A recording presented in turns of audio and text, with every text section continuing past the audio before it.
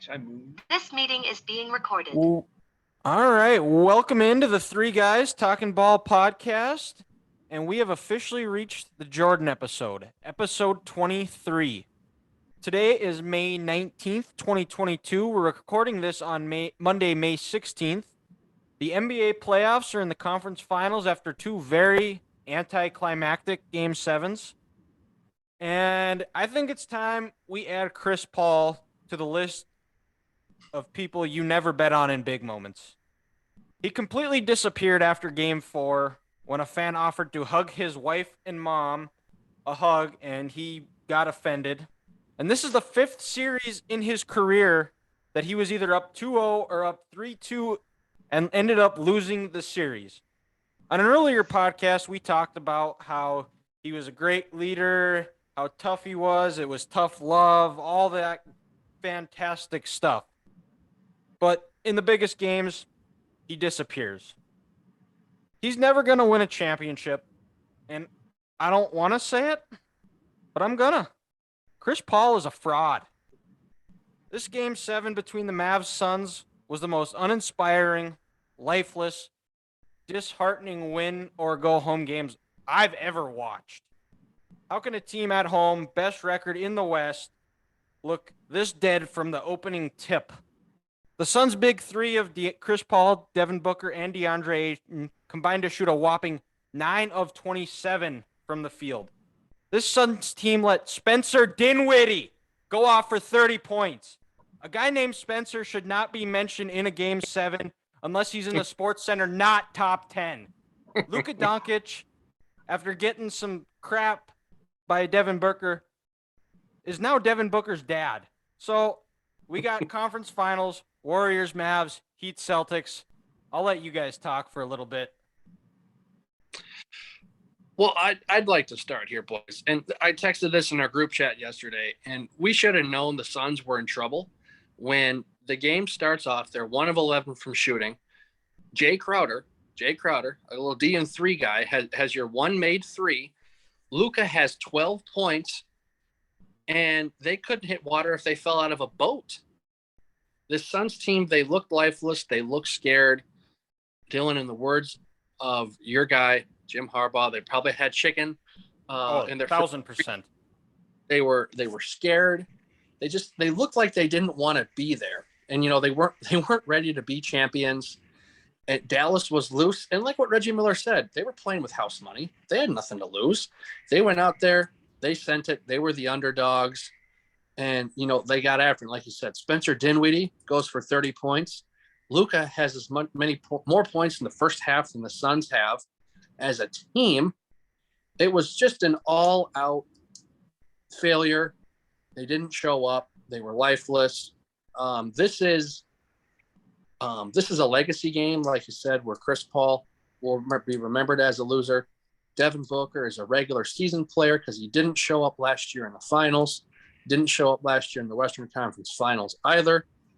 The Suns, they're a regular season team who got caught up in the Instagram likes, and they're frauds. Like you said, their whole team is frauds. But I do feel bad for Monty Williams. He doesn't deserve this. He deserves a championship. But like you said, it was just an absolute failure yesterday as an organization as a whole. This will leave a black mark on his team for years to come. Well, another part too is they quit. Like Monty Williams wanted DeAndre Ayton to go back into the game, and he said no. Get the guy off the team. If you're not going to show up and say no when a coach asks you to go in a win or go home game, just get off, trade him. You're better off without him, because that just tells me you're about DeAndre Ayton. You're not about the betterment of the team. And we all said that we thought the Suns were going to win this game, but as it got to a Game 7, the more I thought about it was, man, Game 7s, you got to go with the best player, the team with the best player. And it's Luka Doncic. Luka Doncic was the best player in this series by far, and he proved it. Like, he was out on a mission. And I'm curious to see how they match up. They got another tough test in the Warriors, but Ethan, I'll let you go. I didn't mean to interrupt. Well, yeah, no, you're good. That was probably like the worst beatdown of a winner go-home game of any sport that I've probably seen since the Vikings went into New York Giants and got sucker punched for 4 quarters straight. Yeah, in the 40, frickin' 40, face. 41-0. Yeah, just I don't know. This might even be worse. I don't even know. Either one was just god awful. I'll tell you why this one was worse. This game was at home. Yeah. It was in the Valley. They had the fans, like they won 64 games in the regular season for this, and they let that happen. That's so much worse than what the Vikings did. And going back to what Gress said about Ayton, I was going to bring it up too. This has nothing to do with him not wanting to go back in, but trade him. The dude wanted a max contract or wanted like a max super deal or something, whatever it was last summer. He's not good. He's not even worth an extension. Just get rid of him. Like he's not he's not a lockdown defender. He's not a guy that's going to go get you 20 to 30 every night. He might get you 10 rebounds, but even then, Luka Doncic had more rebounds than him in the goddamn series. Like, are you freaking kidding me? Mm-hmm. Well, and Ayton disappeared last year in the finals too. Giannis took his lunch money and took his girlfriend out for Dairy Queen with DeAndre Ayton's lunch money. The guy disappears. And, he did this at Arizona too. This really shouldn't surprise us when he was in college. Yeah. Cut from the same cloth. Just on that Chris Paul list, Arizona basketball, Gonzaga basketball. Chris Paul teams when they have a 3-2 lead in the playoffs. And you could make an argument. This one might be worse than when he was with the Clippers and they were up 3-1 on the Rockets and they were up 20 going into the fourth quarter, because at least that they played hard, but you don't even show up. Like, I think Chris Paul, I think it was that he didn't even have score until like halfway through the third quarter or something like that. It's like you could have put just a ghost out there and they would have been more efficient than Chris Paul. I mean, let's be crazy here, boys. We probably could have went out there and gave a better effort than what the Phoenix Suns did last night. It's bad. I've seen better effort in my rec league basketball. I was going to say, yeah, I've seen better games at LA Fitness and more fight out of dudes at the gym than what the Phoenix Suns got. And these clowns at LA, they're just trying to sit back and hold the court. They're not playing for $20 million a year.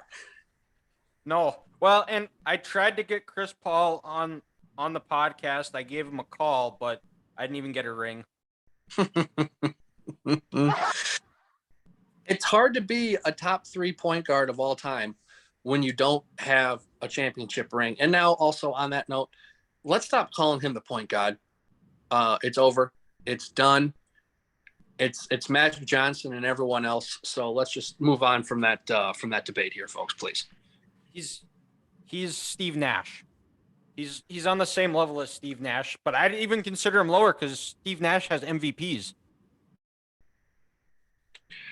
True. Yeah, true. But those Suns teams, did they make a conference finals? Yeah. With Nash, or was that when they lost? At least no, yeah, they did, because they lost to I think they lost to the Spurs both times. Was I that think when they lost to the Lakers once? Because the one was when they had Well, the Lakers. That was when they Amari Stoudemire got suspended for Game 6 because he ran onto the court because there was like a fight. And if I'm not mistaken, wasn't that one against the Lakers in like 2010 when the Lakers went on to beat the Celtics in the finals? If I'm not mistaken, it was either that one or 2009, the year they beat the Magic, which we don't need to get into that one either. But we'll talk about that game too. Magic there. Woof. Game 4 was the worst one. Yeah, that's right, at home, because they won in Game 3. Yep, because Hito Turkoglu pulled the Nick Anderson and missed both free throws that would have iced the game. Yep, unbelievable. I mean, but Dwight Howard was an animal then. Holy hell. Oh, that's a guy. That might be one player, underrated player I'd die on a hill for, was Dwight Howard in his prime. He was stupid. Prime Dwight Howard, you could argue that was the best center play this league has ever seen. Like it wouldn't have been surprising. He could have went for 40 and 30 every night. Like that's not a joke. He had I think he had 2 quadruple doubles too. Stupid. Where he had points, rebounds, assists, and blocks. And he won he won a 2 dunk contests and 2 defensive player of the years. But we'll move on to the other Game 7. Now this one, it was also anticlimactic, like I talked about in my opening rant. But the Bucks fought. They just couldn't make a shot. They couldn't hit, like Grant said earlier, they couldn't hit water if they fell out of a boat. Giannis missed like 4 open layups, and the Bucks were ahead. They got out to a hot start in the first quarter, and then in the end, I think Grant Williams, Peyton Pritchard hit some really big shots, which in game sevens, you need those role players to come out and do some uncommon things. Mm-hmm. Williams was 7 of 18 from 3. That dude shot 18 threes. Yeah, that's crazy that he shot 18 because it seemed like any time a shot went up, it was going in. But you could definitely tell that the Bucks missed Chris Middleton in this game, in this series. I think if they have him, they win in 7. I think that's flipped around or even close it out in game 6. But Jason Tatum, Horford, and company were just too much for Giannis. Giannis couldn't do it on his own. He played hard. He gave it everything he had, and he just fell short. Well, like I said at the beginning, I thought their defense would just take over the Celtics. They had the best defensive team in the league, and I mean, without Middleton, that offense is lacking huge already for Milwaukee. On top of the defense they're playing with Celtics, so I that's why I picked them from the get go, and it didn't prove me wrong here yet. Well, Ethan and I, we said this from the jump. Without Middleton, just how deep this Celtics team was, because you never know when Al Horford was going to go off in game 5, what Jason Tatum did in game 6, and then to have, Grant Williams go off yesterday. But then also for me, what I don't understand is Milwaukee, they're shooting 12% from behind the arc.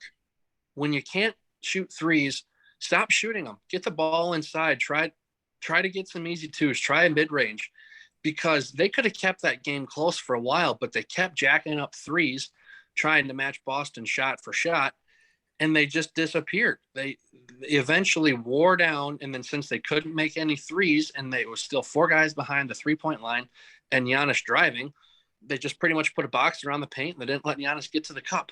So, Dylan, you're absolutely right. Had Middleton played, this is probably a different series, but also what are the Bucks doing if you're shooting 12% from behind the arc? Stop shooting threes. I understand it was the Celtics day and they shot 40% from 3-point line, but at the end of the day, guys, you got to stop doing that, because all they did was they beat themselves, which I don't just understand about that. I know the way this game is going is it's 3 or bust, but the game is getting worse because of that. Yeah, it is. And same like I'll go back to 2 months ago, March Madness. The Iowa Hawkeyes when they played Richmond. They kept shooting threes and they weren't making their shots. And, you end up losing that game. I can't remember. Was it 6 points? 8 points. But if they would have tried to at least maybe attack the cup more and then stop shooting threes and stop shooting themselves in the foot, who knows? They maybe could have won that game. They still maybe would have lost. But again, you're shooting 12% from behind the arc. Stop it. And like you said, it's making the game worse. People don't want to watch the game. But were they just like packing it in and tight, the Celtics, and like just dared them to shoot? Towards middle of the second quarter into the second half, they almost had at least 3 or 4 guys around the paint every single time, because like I said earlier, they weren't making their threes. And since they weren't making their threes, when Giannis would drive, they would just go all towards him, because it's not like, Grant Williams, not like the Bucks had a Grant Williams, or Pritchett, who were making 40% of their shots, and you had to worry about them. They weren't making them, so they just hold Giannis. You're not going to get to the cup easy. Kind of like what Toronto did, in 19. They pretty much put that box around the paint, and they said you're not going to beat us. Yep. Yeah, and there's nothing wrong with a nice, silky smooth 15-foot jump shot that would make Larry Bird what proud. What happened to the mid range? What happened to those elbow jumpers? The best player of all time thrived in that situation. I missed that. Yeah. And it cost them. And maybe now that people, for seeing how many times it's cost teams, they'll start looking at that. A 15-foot jumper for 2 is not a bad play.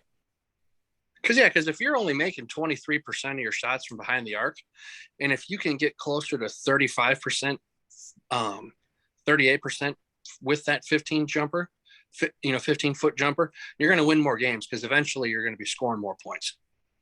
Yeah. And you look at how many or where it's just kick it out and drive, even if you start making those 15-foot shots, you'll get that confidence up and you'll start where you can, oh, okay, I'll take a step back a little. And once you see the ball go in, the basket starts to get a lot bigger and you're going to have that confidence. And so I'd love to see the mid-range game come back, but who knows? We'll see. And we'll take a brief break here from talking basketball before we do a little bit of a preview because Grant, we have a little bit of our first podcast controversy. So the Wild, also another team that just looked lifeless, disheartening, uninspiring effort in Game 6 against the St. Louis Blues. And we had one of our good loyal listeners of the podcast tweet at us. And Grant I don't think knows about this because he is locked out of his Twitter right now because he used an old email he doesn't remember the password to. So he doesn't know. But question of the day, Grant. Are you a Wild fan or are you a St. Louis Blues fan? Ooh, so you got me here. Yeah. Actually, the number one team is the St. Louis Blues. Okay. When did this happen? When did this conversion happen? Because when we first met you, you were a Wild fan. So when they won the Stanley Cup, he's a homer. Nope. So story time here, boys. So kind of two folds to the story here. Growing up in Mankato, went to see the Mavericks play all the time, the WCHA, and my favorite Mavs player of all time was David Backes. David gets drafted by the Blues, kind of follow him into the NHL there, and was always following David, and always liked watching the Blues. Always loved the way they played. They're gritty, they're physical. It's not sexy, but you know what? They get from point A to point B very well, and they mucky it up, and they make their opponent feels the Blues when they play. And you guys know me; that's just who I am. Always, more an old school kind of guy. I'd rather watch a 17-13 football game than watch Oklahoma play Texas Tech when it's 55-48. But I always just kind of kept that hidden a little bit to myself. Never really went out there to let everyone see that. And it took Mr. Caleb, first college roommate, to kind of poke me in the stomach and say, hey, Grant here. When you're watching the Blues play, like on NBCSN, or when they're playing the Wild, when they're playing the Blackhawks, you get almost more emotionally invested into them. Hey, why is that? And I was like, I had to sit back and kind of think about it. And I said, I'm not sure.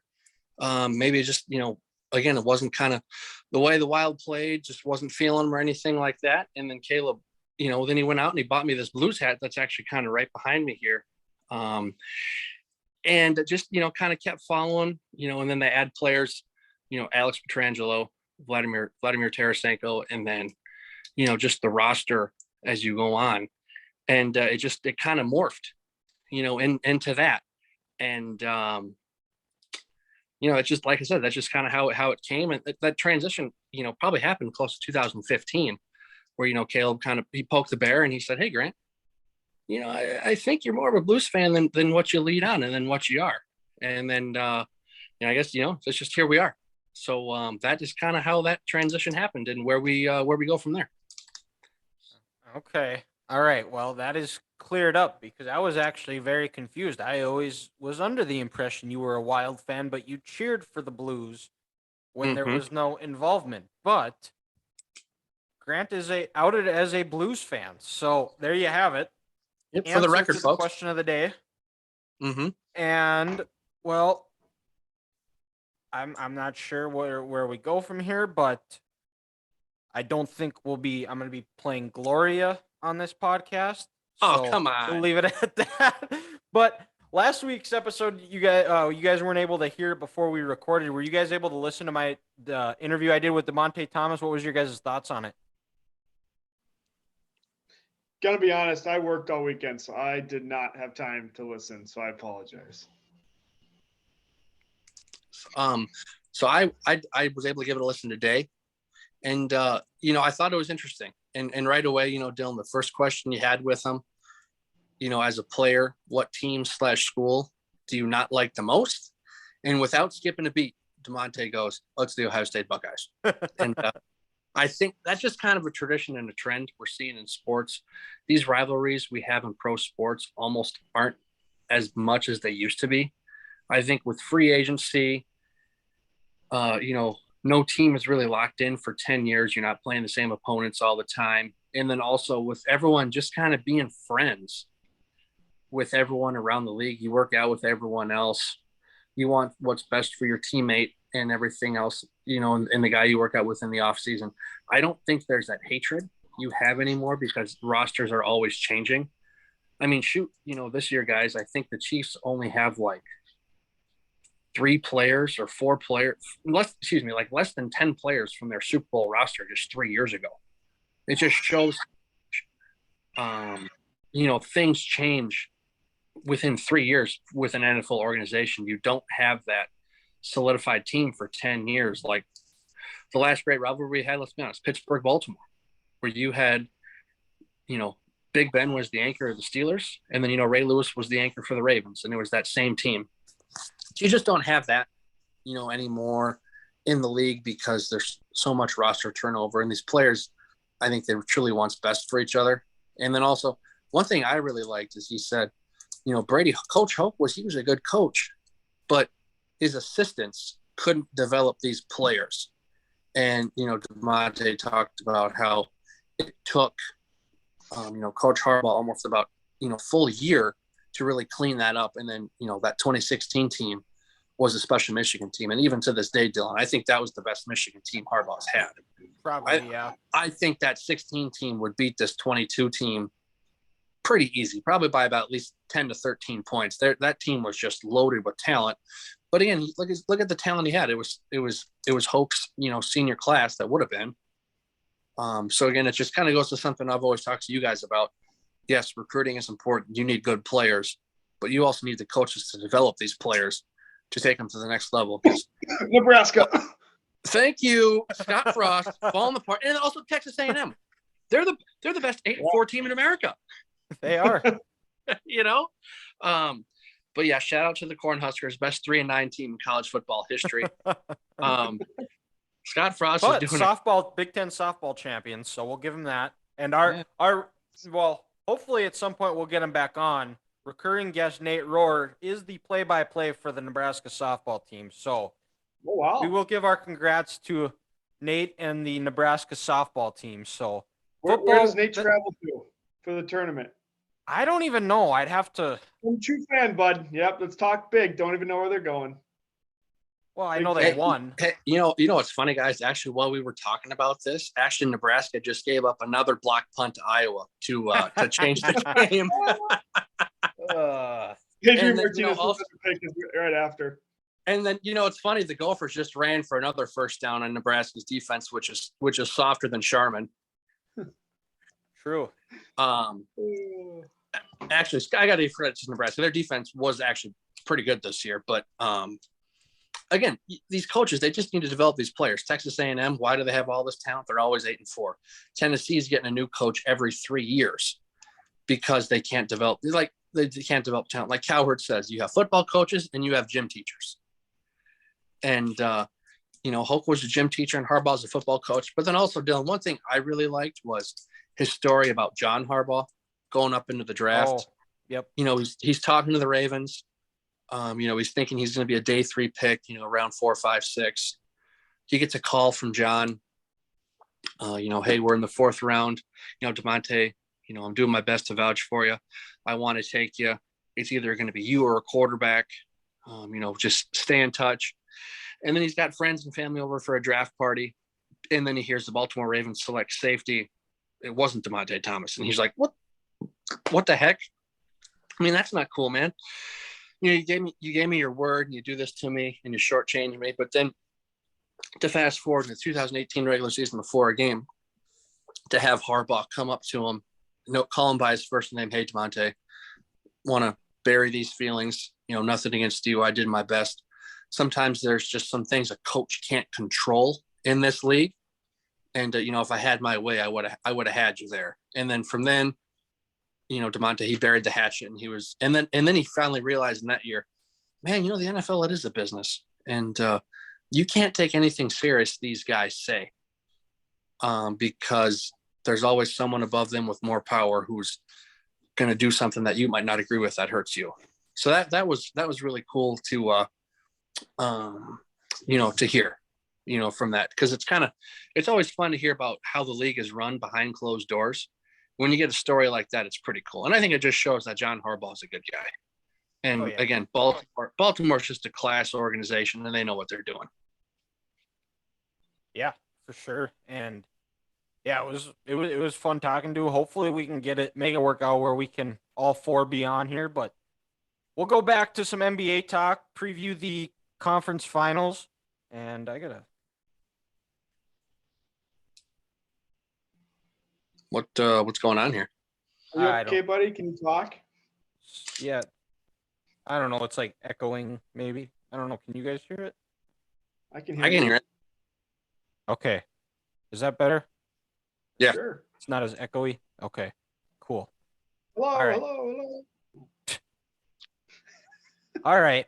So, Heat Celtics games, it'll be game 1 is going on Tuesday night. Tuesday night. So, we'll already, by the time this is recorded, both games will have one game in, with game 2 being played Thursday when it's released. This Heat Celtics, I wouldn't be shocked either way, whoever won. To be honest, I think there's reasons the Heat win. I think there's reasons the Celtics win. But we'll see if Jason Tatum can take that next step. He's been in 2 conference finals now, I believe, losing to the Heat in the bubble in 2020. So Celtics have some revenge. And then also in 2018 against LeBron, when the Celtics were the seed or the 2 seed, they had home court. Yeah, they were the 1. They were the 1 seed, they were the 2 because the Heat or the Cavs were the 4 and beat the Raptors, who were the 1. They beat the Raptors. Yeah, they swept the Raptors. Yep. But also the Jason Tatum dunk over LeBron, where it was kind of like, oh, yeah, this kid can play. That was kind of, that was kind of his moment where you're like, oh yeah, this dude's legit. Yeah, the Jimmy Butler, Jason Tatum matchup is going to be very exciting to see. I think it's going to come down to who shoots better from the outside, and I think I think this series goes 7 games, and I like the Heat in 7 because they're at home, and I like Jimmy Butler a little bit more than I like Jason Tatum. I'll take the Celtics for 2 reasons. One, I picked them before this whole playoff started, and I'm a man of my word like the Joker, so we're going with them on that. Yeah, there you go. 2, I think Jimmy Butler's a giant douchebag, and I never liked him, and I never will. And screw that guy. He's going to lose. There we go. That's my expert analysis. Well, nice to see Ethan's caught in his feelings, like the other 6 million people in this state. Basically, Skip. You're not quite that bad, but you're caught. I would sure hope not. Just put me down if I am. You're caught in your feelings there, but I do respect you for sticking with the Celtics. Like you said, you picked them before the Nets series. You picked them last series. You're going to stick with them. You're a man of your word. But I'm with Gress. I think Heat in 7. As you guys know, I've said these last couple of episodes, the Miami Heat are now my team, that the Timberwolves are out. And it just comes down to culture. These guys, they're rough riders. They don't care about your feelings. They get in a big fight on the sidelines in March, where most teams it would blow up. These guys, they just, it takes 4 or 5 days to brush things off and, let your feelings kind of cool down a little bit. But I think the Heat, they're going to be a little too much, and they're a little deeper than the Celtics, because Strauss, he's a nice starter where he can get, 15 a night if you need him in game 7, which you might at home. But then just the championship pedigree they have on their bench, with PJ Tucker last year playing with the Bucks. And then I know he doesn't play, but Udonis Haslem, being a 3-time champion with this team. He's just going to give them something on the bench that they need to kind of get over the hump. And then also, let's not forget the Tyler Hero welcoming party in the 2020 bubble in that Eastern Conference Finals. He's your 6th man of the year. Again, you can get 20 points off your bench consistently. I think it's just too much to ask for. And then also for me, the trump card is Eric Spoelstra. He's probably the best coach left in these playoffs. Hey, sorry, Steve Kerr, but give me Spo. I think he'll make the right adjustments as the series goes on. Again, I'm with Gress. It's a long series, but Heat in 7, and Jimmy Butler is your first-time winner of the Larry Bird Eastern Conference Finals trophy. Can we really call ourselves Timberwolves fans, though? Because before this year, I don't think we've ever watched a Timberwolves game together, 1. And 2, I had to buy a T-shirt the night of the game because I didn't own a Timberwolves T-shirt I went to. So, I mean, I don't think I'm a Timberwolves fan. I'm just going just to see if a Minnesota sports team can crack the code and actually do something in the playoffs for once. Well, and that's fair. But I guess, just for me, I'm going to, live vicariously through the home team. And, you go through so many downs where you don't even pay attention to them because they're just shit. Yes. So it's like, hey, team that 46 regular season wins, let's give it a shot. Let's see if the home team can do anything. Yeah. And they can't. So we're just I mostly went to that game to yell vulgar things at a team that can't hear me anyway. So, but it was well worth it. It was fun. So you did what you accomplished to do. You had a good time. Okay. And now you're back on the Celtics bandwagon. And I spent $22 on a whiskey Coke. I mean, totally worth it. Speaking of which, did you guys see the prices for beer at the PGA? It's $18 for an Mick Ultra. 18. Wow. Which, you know how much money you would have spent on your MILF waters? A lot. Oh, you'd be I say that like it would hold me back from spending money, but no, I would. It would be $40 every time because I'd get 2, and it would be bad for the pocketbook, but. And, shout out to Southern Hills Country Club there in Tulsa for hosting this tournament. I did some research on it this weekend because, it's at my sister's graduation party, or graduation down in Iowa City. And, she's dating a guy who's originally from Tulsa. And it's one of the 100 most nicest courses in America. And it looks pretty cool. So I'm definitely going to try to tune in this week, Thursday through Sunday, to see what the great city of Tulsa has to offer. Hopefully a tornado doesn't suck them up, but you know what? It's Oklahoma. Who cares? Oh, I guarantee. Why you gotta be so negative? That's just like that. That's just who Ethan is. He's a negative That's Nancy. True. I can be. It's Monday night. What are we doing here? Mondays are never good days. Let's be real. Could be worse. Could always be worse. Yeah, you could live in Nebraska. We are a positive vibes only podcast, so we shun your negativity, Ethan. The mirror of positivity. We've been over this, damn it. The mirror of positivity. Mirror, shove it up your ass. I'm giving you the boo. Where's the cheer? We got to get both sides here. No, we don't cheer negativity. We cheer positivity. And you're being a negative Nancy. And we're going to move over to Warriors Mavs. And I'm curious to see Luka in his first conference finals. He's emerging as one of the best players in the NBA. And Warriors, everybody knows their history. 3-time NBA champions, season, been through it all. Have an emerging superstar in Jordan Poole. And we'll see if the Mavs have enough, if they're role players, if a guy named Spencer can pick up the slack again like he did in Game 7 and score 30 points. We'll see in the end. I don't think it's going to be enough. I don't think Luka's there quite yet. I think they still need one more player to get them over the hump. And I think the Mavs make it interesting. I think they get it to 6 games, but in the end, I think the Warriors win in 6. Talk about the mirror positivity. Me and the Gress here, we agree again. Same team. Yeah. Same team, same length in the series. To me, guys, this has some, was it 2008? No, 2009 Denver Nuggets, LA Lakers vibe to it with the series. Dallas, they haven't made the conference finals since 2011. Before the Nuggets made it, then I don't know when the last time they did. Luka, kind of like emerging superstar. Not an emerging superstar. He is a superstar. Look at the numbers he's put up his career in the playoffs. Kind of him. Like Carmelo, he's going to try to go after Steph. The season vet, 3-time champ, back-to-back MVP, unanimous MVP. But I just think the Warriors team is just too much. You got what Clay did in Game 6, the Draymond block, and that was Game 4, right, guys? Yeah, yep, Game 4, because the annihilation was Game 5, and then Looney's out here getting 20 rebounds, looking like Dennis Rodman in Game 6.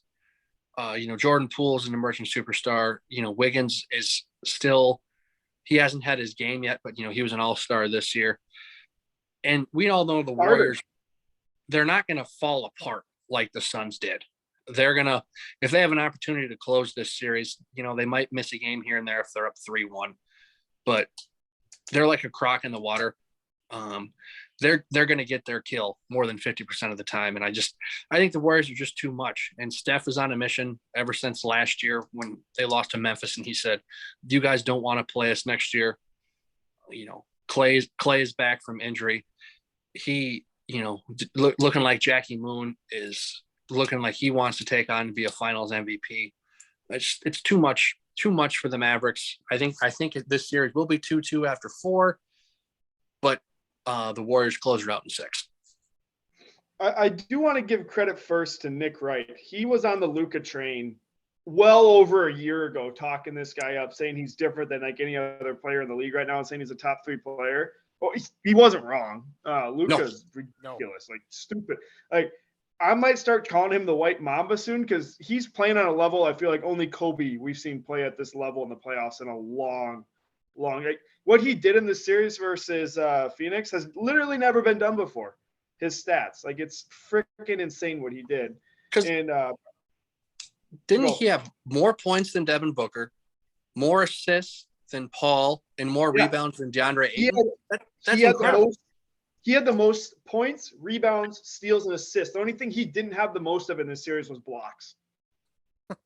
Like that's insane. Like that's could you imagine how good Luka would be if he actually tried on the defensive end? Yeah. If he actually lost weight and got in shape and just wasn't like some white turd running around, but he's actually really good at it too. I don't know. It doesn't make sense. Well, guys, he's averaging 40 points for his career in the playoffs. It's insane. I mean, this is our version of Larry Bird. Yeah. So I just want to disagree with you guys because no one likes everyone that agrees all the time. So I'm thinking Dallas for that reason in this series. 2, whichever team hits 15 threes first might win these games, like legitimately. It's just going to be threes chucking up there constantly. Because earlier it's going to win. I mean, earlier tonight I said, hey, give me a 17-13, just a grimy, rough out, football game. This is the opposite. Yeah. This is Buffalo, Kansas City. Oh yeah, this is Buffalo, Kansas City. The last 2 minutes. This is better. This is Oklahoma State. I mean, we might see Mayfield and Mahomes on the field. I mean, all they do is score 70 points when they go up against each other. Mm-hmm. The whole mid-range game that we're talking about, that's not happening in this game. In this series, Luka has his fadeaway. It says like Dirk Nowitzki 1 foot fadeaway. He does have that. That's technically a mid. He does have that, and that is a sexy shot to watch. But I honestly think the lowest point total we'll see in this series by a losing team will be like 118. It's gonna be high. Neither team really. I guess Golden State kind of plays defense. Dallas definitely does not play defense. No, well, when your head coach is Jason Kidd, he doesn't believe in defense. We're just gonna score more points than the opponent. Well, and I think if Dallas wants to have a shot in this series, they got to steal either Game 1 or Game 2. Yeah, because not winning 4 out of 5 against this Warriors team. No, just not happening. I'm just taking the hot hand. I'm going with Luka. Why not? Let's have some fun. All right. And I wouldn't be surprised, guys, if Dallas or Boston wins either. I mean, like we talked about last week, it's just going to be it's going to be a great series. And Ethan, you said this. You wouldn't be surprised if Dallas won that series when the Suns were up 3-2. And you were right. Well, yeah, and great. I think in game, or going back to the Heat Celtics, I think Heat right now are 1.5 favorite. If you guys get a little gambling inch for Tuesday night, I would go Heat 1.5 because I think the Celtics are going to be. It was an emotional series. They were tired, exhausting, similar to what they did with the Nets, and Mhm. the Heat. They're well rested. They've had a few more days off than the Celtics have. The Celtics have to travel and go play. I think that might be just a little bit of an emotional letdown. And I think it's 2-2 with both teams winning a game on the road to make it 2-2, similar to what happened in the Bucks-Celtics series. I would agree, and I fully expect at least the Celtics to win game 2. Yep. So it's one, like you said, 1-1 going back to Boston, and then we both said the series is going 7, so it's probably 2-2 after 4. Yeah, for sure. And well, we're gonna go to Curveball of the Week, and since it is the Jordan episode, I think it's only right where we talk about, because all three of us have seen the entire Last Dance. Twice. Yeah, me too. Guilty. Mhm. And watching that, it's incredible. If you haven't watched it, I don't know, you must have been living under a rock or was my geology teacher in college who doesn't believe in internet or cable at your house because you want your kid to have a normal life. Hey, rocks are cool, bro. I'm not saying they're not. But I'm just saying my geology teacher was not cool. And after seeing an email that he sent to students last year, you would definitely understand why I would say that, but I won't share that today.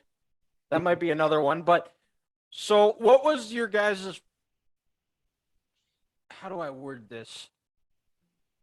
We'll just have, I guess, we'll just make this an open forum about The Last Dance. Which I think the way, my favorite part of it was the way he was able to create rivalries in his head that would just fuel him to just go beat you. And it didn't matter what, like when they were playing the Washington, I don't know if they were the Wizards at the time. I think they were the Bullets at the time. The guy scored 37 and he said, "Nice game, Mike." And then they had to go to Washington and Mike had 35 at halftime. Well, yeah, because he told BJ Armstrong, he said, "I'm gonna put 35 up on this guy in the first half," and he went out and he did it. I was gonna say that was one part that really that I love the most. I think 2 more for me was going into the 92 series against the Blazers when Clyde the Glide says, "Me and Michael are the 2 best players in basketball," and MJ goes, "Yeah, Clyde was a threat." But I took that personally because he was nowhere near my skill set was. And I'm the defending champ. And like you told Matthew Johnson before game 1, when they're playing pool at MJ's house, I'm going to give it to this dude. He doesn't know what's coming. And then, that was the first half when he had, 6 threes in the first half. And the series just looked over. The famous shoulder shrug. He looks over at Magic and he's just like, "Hey, I told you I was going to give it to this dude."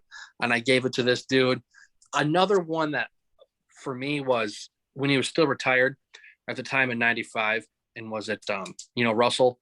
The Bulls were playing the Jazz were in town. They were playing the Bulls. MJ wanted to go see practice, dab up Malone and Stockton. And Byron looks at him and says, "MJ, I'd lock you down if you came back. You retire because you can't handle me?" And he's just like, "Oh, Carl, get this dude, put this dude in his lane. Why is he coming at me like that? He shouldn't be coming. Don't worry about it, MJ. He's just some young rook. He's confident. He doesn't know what he's doing." And he goes, from that moment on, that guy was on my list. And to get him though, I don't think you ever had a chance to get him though. Because there wasn't. Yeah, no, he didn't. But no, it wasn't a push off. Oh no, he was leaning forward. His momentum took him there, and then, to hit the shot, Jordan game 6, but then also the shot people forget about, 97 in game 1. When he iced that series right there, it just goes, this dude, if you badmouthed him, he remembered who you were, and he was going to give it to you later. In the series, like in 97, when they gave Malone the MVP, he said, hey, that's what I needed to win the finals here.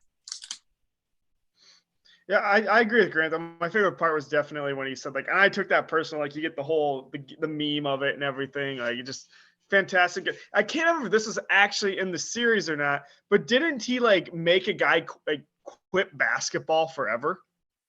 Like I can't remember if I read this on something or if it was in the actual show, but like he made another player like question his ability so bad the guy never played basketball again. I remember. No, it wasn't in the Last Dance, but I think I kind of remember hearing that story. Oh, yeah, I've never. Maybe I have, but it was some point guard, and Michael made him feel so shitty and just such a loser. The dude quit playing basketball for multiple years. And another moment that I really loved was when they were talking about how he was trying to beat the Pistons. The Pistons that had the Jordan rule. I can't remember the old player for the Pistons. I can't remember when he said this, but he said, rule number 1, we can't let him in the air. Because once he gets John Sally. John Sally. It was either John Sally or Joe Dumars.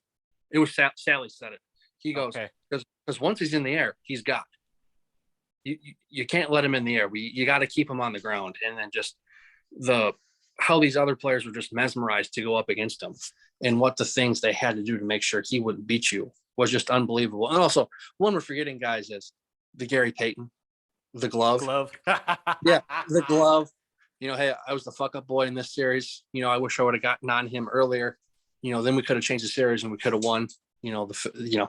MJ laughing, and that famous meme that we have. After that, it's like, I had no problem with the glove.